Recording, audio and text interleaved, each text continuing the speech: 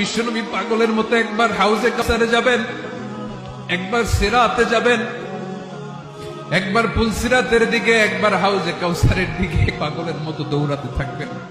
তার কোন গুনাহগার উম্মত যাতে জাহান্নামে ঢুকে না যায়, সেদিন কেউ সুপারিশ করতে পারবে না বিশ্বনবী ছাড়া। এজন্য 5 নম্বর আল্লাহ বললেন, মান যাল্লাযী ইয়াশফাউ ইনদাহু ইল্লা বিইযনিহি। কার সাহস আছে, কার এত বড় বুকের পাটা কিয়ামতের কঠিন দিন আল্লাহর সামনে দাঁড়িয়ে সুপারিশ করবে? কারো ক্ষমতা, কারো ক্ষমতা নাই।